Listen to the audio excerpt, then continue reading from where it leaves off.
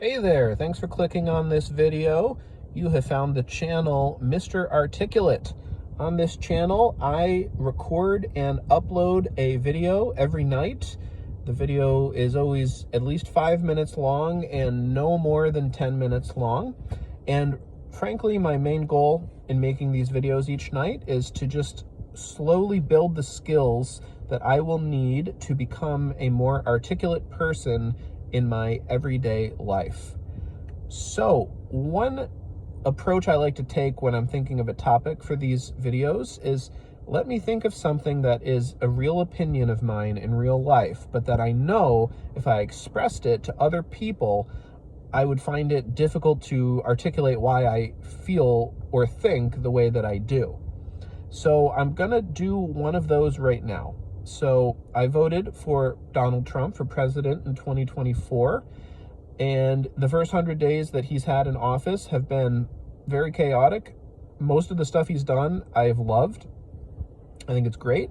At the same time, I think he hasn't always been taking the best approaches to, or using the best means to get the ends that he has in mind. So, you know, by and large, I love what Trump has done these 100 days, but to the extent that I have some feelings of ambivalence about the means that have been used, I have this thought in my head that someone saying, so you voted for Trump, but he, has been capricious in a lot of ways. I bet you wish you hadn't voted for him. My response to that would be, hell no. Trump could be, by my lights, doing 5 times worse than he is, and I would still be glad I voted for him over Kamala Harris. And the reason I feel that way is that I think that a Kamala presidency would have been terrible for America. That much I can say easily. That's where I realize in my head I would have trouble following up in a real conversation. Why would Kamala Harris being president have been a terrible thing for the U.S.? I do a lot of reading, and the reading I do shapes my mind, shapes my feelings and my thoughts. And so on the inside, I feel good about that stance, and I think it's true. But as I've talked about in other videos, I have a heck of a hard time verbalizing word by word, almost like brick by brick, and building out for someone else why I feel the way I feel. I guess I'm kind of a intuitive person, and a lot of what goes on inside me, it's in my body, it's in my brain matter, but it's not in my verbal center. So anyway, here it is. Here's my challenge. On the spot here, not having thought about it whatsoever before hitting record on this video, why is it that I have the conviction that Kamala would have been a very bad happening if she had been elected? Why that would have been bad for the United States? So the thing that I think the Democrats, or the thing about the Democrats that I think is so dangerous for all of us, is so bad for the soul of us all, and poses long-term risk to the well-being of all Americans, regardless of political stripe, is that the Democrats push a vision of reality that is untrue in many ways. So that would be the first thing I would say, is to be truthful in this life is far better than to be dishonest. And that goes for each one of us individuals, and it also goes for societies, whole societies of people. To lie is bad, it's wrong, but it's also bad. And to tell the truth is right, and it is good. So, the common shibboleths of the left the last 10 years, trans women are women. They're not, actually. We can respect individual people who identify as trans, and I think that's okay. And I think it's okay to be civil to people like that and be kind to them. But a trans woman is not a woman. So to push upon all of us the proposition that a trans woman is a woman or a trans man is a man is pushing a lie upon us and asking us all to adopt that lie like it's a truth. The idea that the reason violent force is used against Black Americans more than white Americans is down to structural racism. It's a lie. The reason that there's more police killings of Black people as a proportion of the Black population than white people is because Black people commit way more crimes in our country, and that's an empirical fact. No one really can deny the empirical reality that Black men do commit crime at a rate staggeringly larger per capita than white people do. And therefore, there are a lot more per capita police encounters between Black Americans and police officers than white Americans.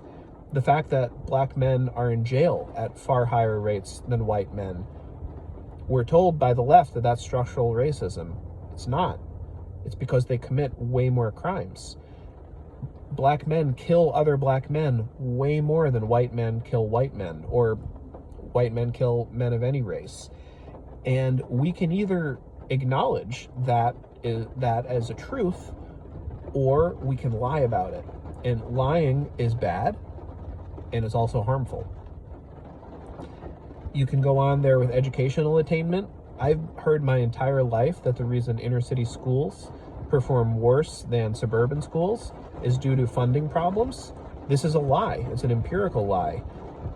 Schools, by and large, get the amount of funding that they need no matter where they're located, and funding between so-called wealthy school districts and so-called poor school districts is almost the exact same. There isn't large disparities in funding depending on how wealthy the precinct is where the school's located. A lot of funding, school funding, comes from the federal level and the state level, not just the local county level or city level. So again, you can lie and say that it's a lack of funding when it's not. You can say it's structural racism when it's not. Or you can not lie and you can just say what's true and have a better, firmer foundation under your feet for trying to help people.